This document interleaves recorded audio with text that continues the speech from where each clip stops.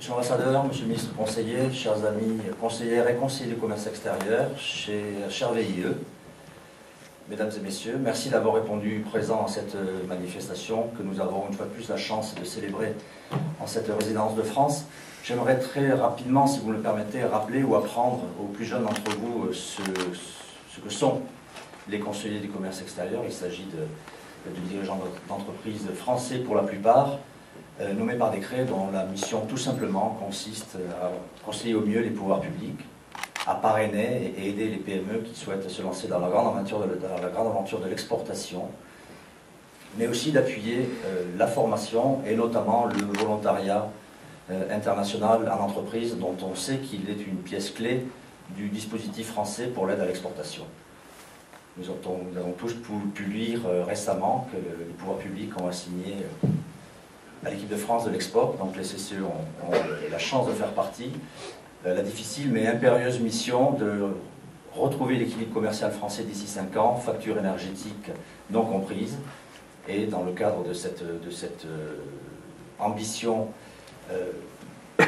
de taille, les VIE ont bien évidemment un rôle important à jouer. Alors l'Espagne n'est pas, loin s'en faut, et je l'avais déjà regretté l'an dernier, un pays exemplaire, ou un pays modèle, pas encore en tout cas en matière de VIE, en tout cas quantitativement, puisque vous le savez peut-être, nous n'avons ici qu'une petite centaine de VIE, alors que la taille de l'Espagne et les enjeux français représentés dans ce pays pourraient légitimement nous faire prétendre à tripler ou au moins doubler ce chiffre. Je crois que Richard Gomez aura l'occasion plus tard de commenter des allègements ou des aménagements fiscaux qui viennent d'être réalisés et qui, je l'espère, contribueront à ce que nous puissions, dans les mois ou en tout cas dans les trimestres à venir, atteindre un nombre de VIE en Espagne qui soit un peu plus significatif que ce qu'il est jusqu'à présent.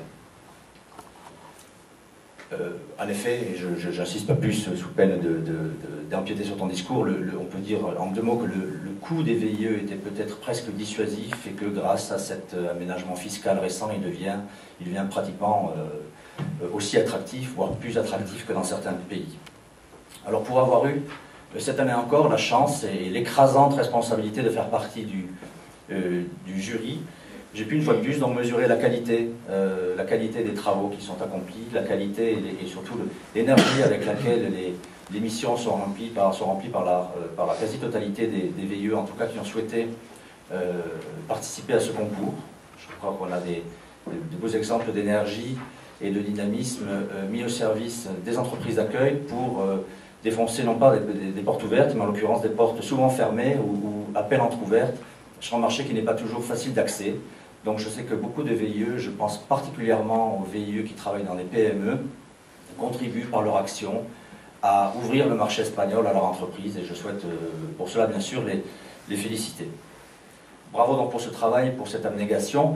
Bravo également aussi pour les compétences techniques, parfois très pointues, dont vous savez faire montre. J'ai été cette année affecté à un jury un peu plus technique que celui auquel j'avais été associé les années précédentes. Et donc je peux maintenant tenir avec beaucoup d'aplomb pendant au moins 1 minute des conversations très sérieuses sur des domaines aussi divers que la démarche Q3P, qui m'a paru être une très bonne démarche, sur l'optimisation des vitesses de roulage de presse. Là-dessus, j'ai des petites réserves un peu personnelles sur lesquelles j'aurai l'occasion de revenir plus tard. Sur les systèmes de dévoûtage dosage sous silo, ou plus prosaïquement sur les postes de béton 36 kV. Voilà, donc je suis désormais un homme, grâce à vous, un homme presque complet. Et si vous me permettez, monsieur l'ambassadeur, j'ai au fil de mes lectures eu l'impression fugace et assez grisante de me sentir presque allemand. Quand il est vrai qu'on a coutume de vanter l'innovation que l'on considère omniprésente outre-Rhin et d'en déplorer l'absence dans les entreprises françaises.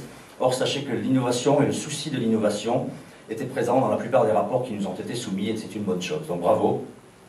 Vous l'avez évoqué, monsieur l'ambassadeur, une grande partie d'entre vous ont ou auront des propositions d'embauche ferme à l'issue de votre mission. Je crois que c'est une excellente nouvelle. Ça démontre véritablement que le format VIE n'est pas une énième modalité de stage que l'on aime parfois faire ou défaire, mais bel et bien quelque chose qui fonctionne.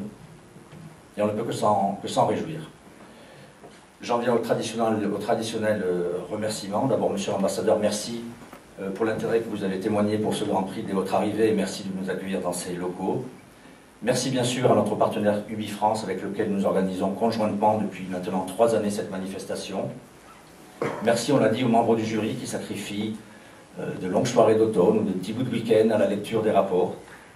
Merci bien sûr à Pascal Bourbon, notre monsieur VIE, il a d'autres facettes, d'autres cordes à son arc, mais merci pour l'énergie que tu déploies tous les ans pour l'organisation de ce Grand Prix.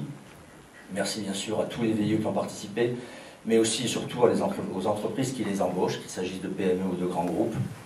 Et merci bien sûr aux inévitables et éternels sponsors sans lesquels cette manifestation n'aurait pas lieu.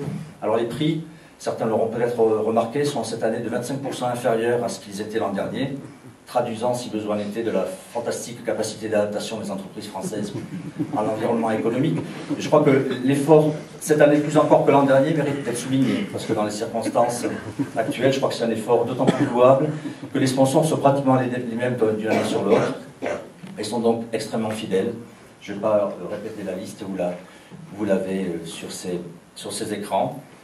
Voilà, pour conclure, je pense que l'édition 2010, et certains d'entre vous s'en souviennent, avait été une excellente initiative, un bon coup d'essai. L'année 2011 avait été une belle confirmation. Je pense que cette année voit naître l'émergence d'une bonne habitude et j'espère pouvoir vous donner rendez-vous pour 2013 pour un Grand Prix VIE qui pourrait être marquer l'ancrage de ce Grand Prix dans une véritable tradition. Merci.